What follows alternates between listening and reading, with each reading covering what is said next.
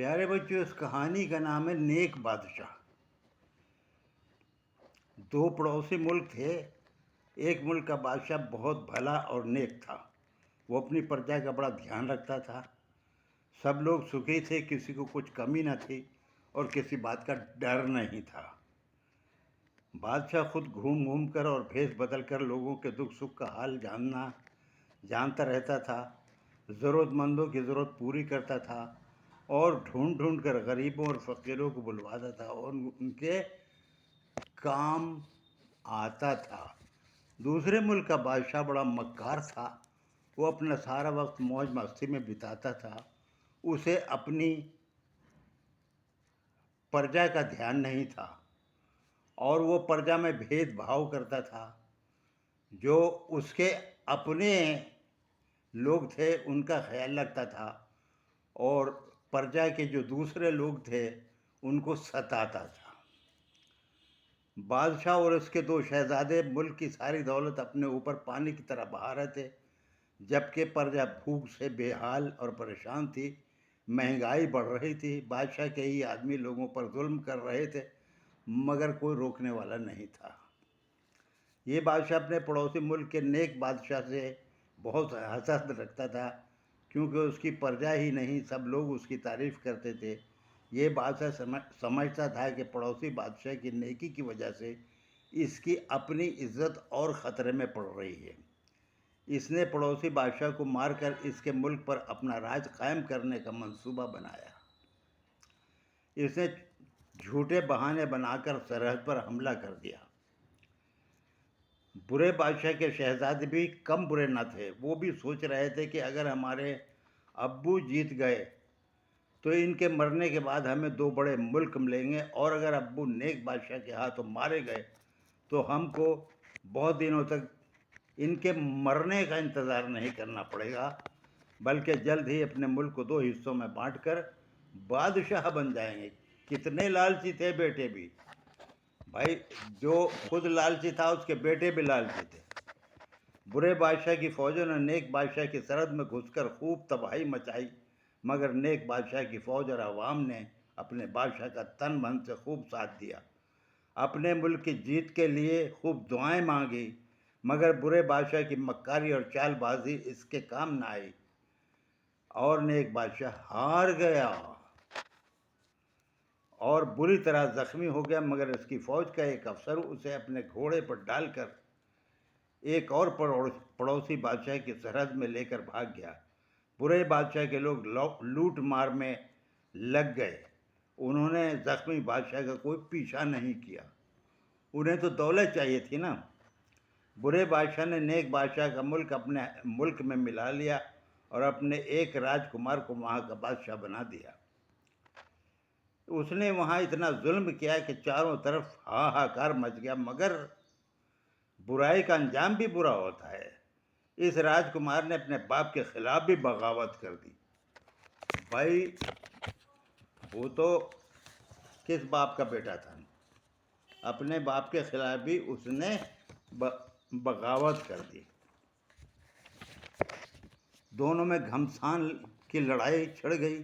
بادشاہ گھائل زخمی ہو کر قید ہو گیا اور اس کے ساتھ رہنے والا دوسرا شہزادہ جنگ میں مارا گیا۔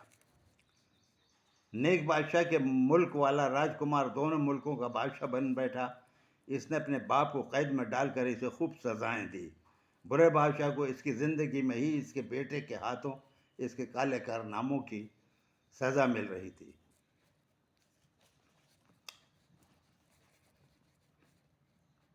کالے کارناموں کی سزا مل رہی تھی۔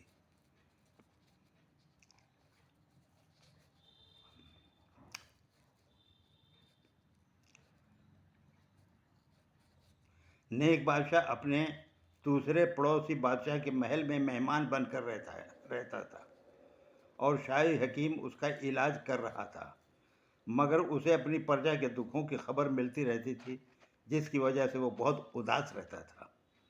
ایک دن اسی طرح وہ محل کے باغ میں اداس بیٹھا تھا کہ اس کو سرکاری کارندے نے ایک خط لا کر دیا۔ خط برے بادشاہ کی ملکہ یعنی رانی کا تھا۔ رانی، ہاں، اس میں لکھا تھا نیک بادشاہ خوش رہو.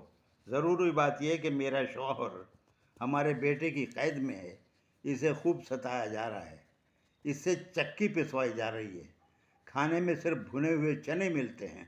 مجھے معلوم ہے میرے شوہر نے آپ پر حملہ کر کے آپ کا ملک ہڑپ لیا تھا. وہ واقعی برا بادشاہ ہے، لیکن اس کی بیوی ہونے کے ناطے میں اسے اس طرح تکلیف میں نہیں دیکھ سکتی. میرا ایک بیٹا مارا گیا، دوسرا اتنا ظالم ہے کہ پرجا کے ساتھ ساتھ اپنے باپ پر بھی ظلم کر رہا ہے. میں نے یہاں کی فوج کو اپنی طرف ملا لیا ہے اور میں تمہیں اپنے بیٹے کی طرح مانتی ہوں.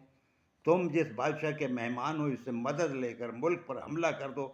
یہاں کی فوجیں تمہارا استقبال کریں گی، سواگت کریں گی. نیک بادشاہ اپنے میزبان بادشاہ سے مشورہ کرتا ہے.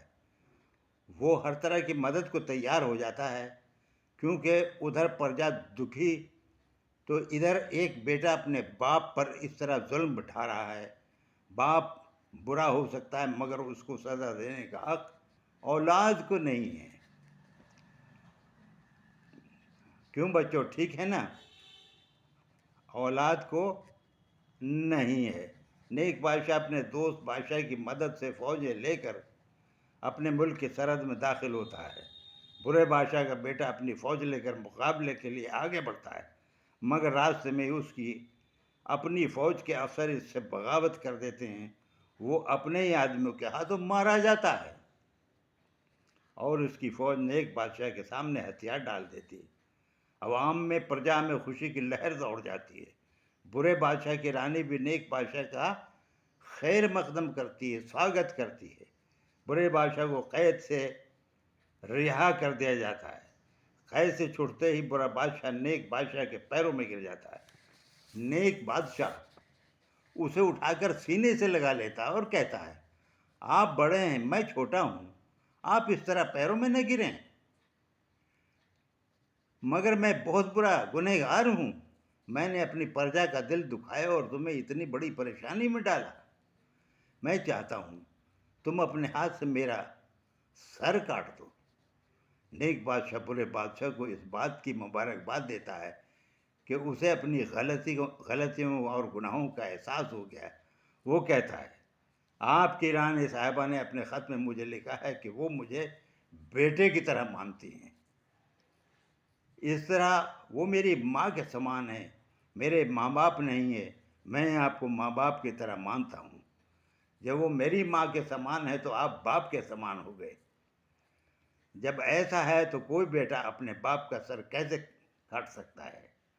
ماں باپ کا درجہ پا کر دونوں کی آنکھوں میں آنسو آ جاتے ہیں اور وہ نیک بادشاہ کو گلے سے لگا لیتے ہیں.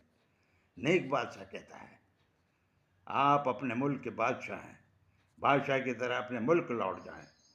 مگر وہ دونوں اپنے بادشاہت قبول کرنے سے انکار کر دیتے ہیں اور کہتے ہیں، جب بیٹے بن گئے ہو تو ہمیں یہیں اپنے محل میں رکھ لو.